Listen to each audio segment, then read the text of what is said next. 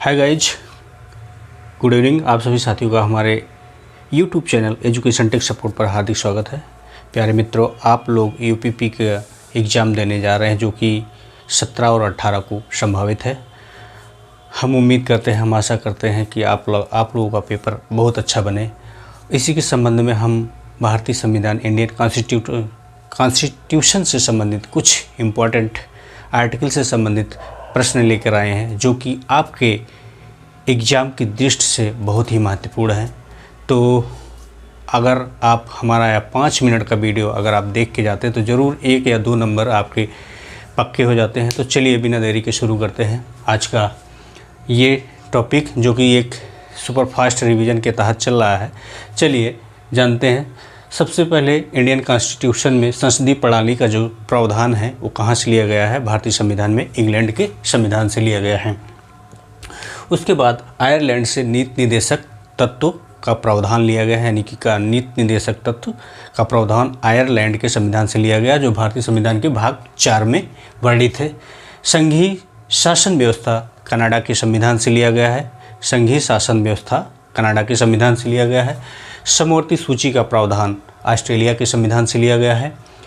राज्य एवं केंद्र के बीच शक्तियों का विभाजन जो है वो कनाडा के संविधान से लिया गया। अगर आपके एग्जाम में आ गया क्वेश्चन, राज्य और केंद्र के बीच शक्तियों का विभाजन का जो नियम कानून है, जो विधि है, वो किस देश के संविधान से लिया गया, तो आपका आंसर जाएगा कनाडा के साथ। मौलिक कर्तव्य का जो प्रावधान है रूस के संविधान से लिया गया है जो भारतीय संविधान में भाग 3 में वर्णित है। मौलिक अधिकार न्यायिक पुनरावलोकन संयुक्त राज्य अमेरिका से लिया गया है।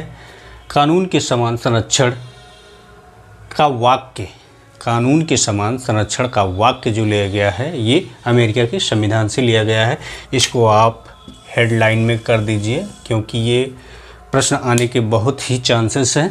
कानून के समान संरक्षण का जो स्टेटमेंट है वो अमेरिका के संविधान से लिया गया है।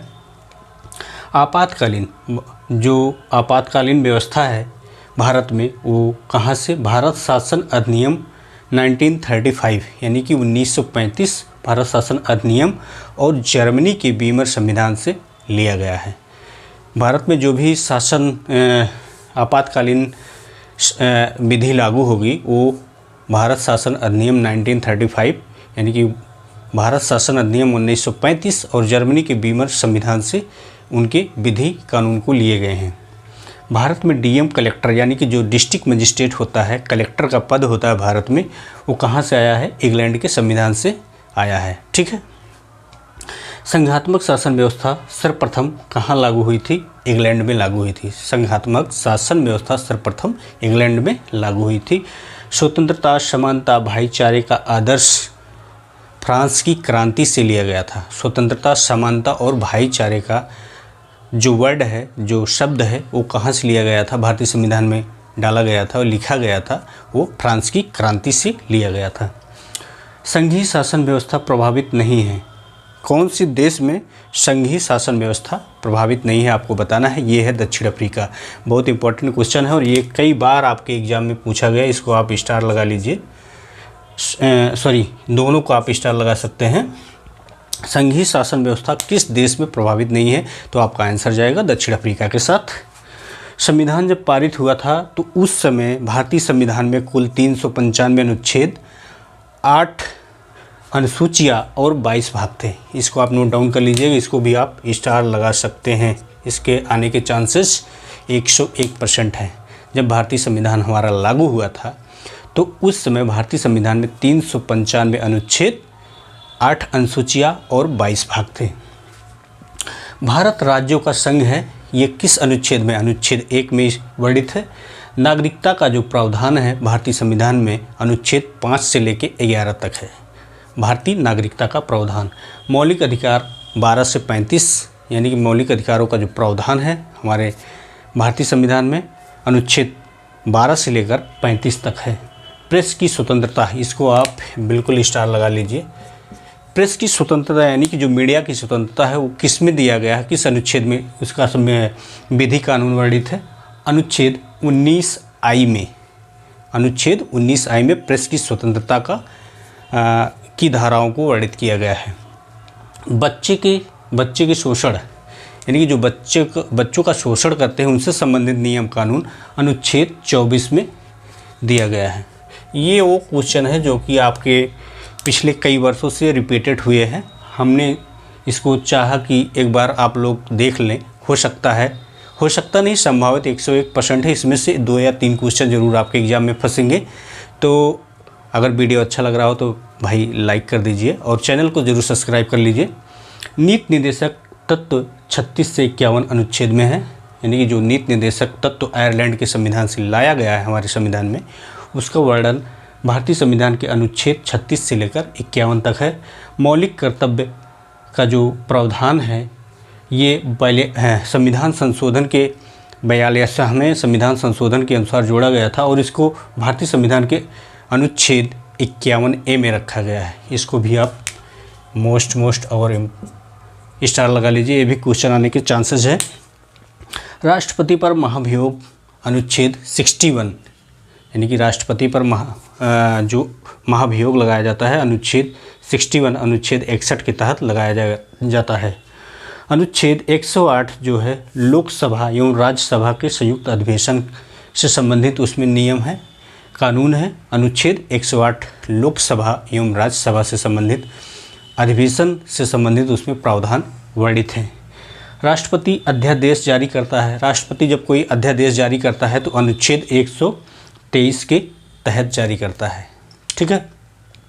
वित्त आयोग का गठन अनुच्छेद 280 में किया गया है।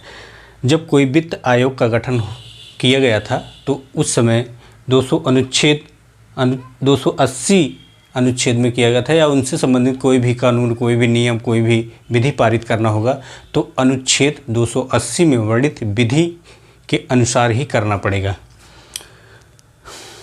उसके बाद अगला है संपत्ति का अधिकार, संवैधानिक अधिकार है, जिसको अनुच्छेद 300 का में किया गया है। इसको भी आप लिख लीजिए। संपत्ति का अधिकार संवैधानिक अधिकार है जो कि अनुच्छेद 300 और का में किया गया है। हिंदी राजभाषा का दर्जा हिंदी राजभाषा का दर्जा अनुच्छेद 343 फर्स्ट के 343(1) के तहत भारतीय हिंदी भाषा को राजभाषा का दर्जा प्राप्त है। उसके बाद आता है राष्ट्रीय आपातकालीन घोषणा अनुच्छेद 352 के अनुसार होगा, जो कि राष्ट्रीय आपातकाल की घोषणा राष्ट्रपति करता है। भारत के राष्ट्रपति को यह अधिकार है कि भारत में अगर कोई विपत्ति आ गई, कोई आपत्ति आ गई, कोई प्राकृतिक आपदा आ गई तो उसके लिए भारत में राष्ट्रीय आपातकाल की घोषणा कर सकता है। ये होता है 352 अनुच्छेद के तहत, जो कि राष्ट्रपति करता है। संविधान संशोधन प्रक्रिया का उल्लेख अनुच्छेद 368 में किया गया है। संविधान संशोधन, मान लीजिए भविष्य में कोई संविधान संशोधन करना हो, कोई नियम कानून जोड़ना हो तो उसके लिए अनुच्छेद 368 के तहत किए गए नियमों का पालन करना होगा। उसके बाद कुछ और है, प्राथमिक शिक्षा का प्रावधान अनुच्छेद 350A में किया गया है। जो प्राथमिक शिक्षा होगी वो मातृभाषा में होगी, यानी कि जिस राज्य में जहाँ भी जो मातृभाषा होगी उसी हिसाब से वहाँ के बच्चों को प्राथमिक शिक्षा दी जाएगी, जिसका उल्लेख संविधान के अनुच्छेद 350A में किया गया है।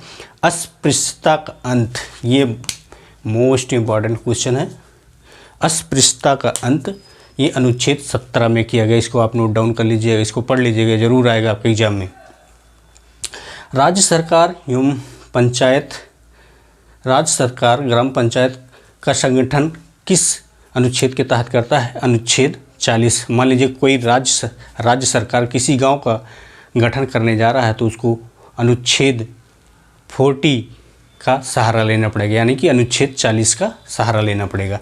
राज्य पुनर्गठन आयोग का संगठन 1953 ईस्वी में किया गया था। ये क्वेश्चन कई बार रिपीटेड है, कई बार एग्जाम में पूछा गया है। पंचायती राज का संबंध भाग 9 से संबंधित है। पंचायती राज का संबंध भारतीय संविधान के भाग 9 में वर्णित है। तो ये थे कुछ महत्वपूर्ण प्रश्न जो कि कई बार पिछली परीक्षाओं में पूछे गए थे। मेरे भाई, मेरे दोस्त, एग्ज़ाम हॉल में जाने से पहले इस वीडियो को ज़रूर देखना। 5 से 7 मिनट की वीडियो होगी, लेकिन आपके 2 से 3 नंबर आपको फाइनल करा के जाएगा। तो आई होप आप सभी को बहुत अच्छा लगा होगा हमारा यह वीडियो, और हम उम्मीद करते हैं कि आपका यूपीपी में सिलेक्शन पक्का हो। हम यही आशा करते हैं, यही भगवान से प्रार्थना करते हैं कि आप लोगों का सिलेक्शन जल्द से जल्द हो।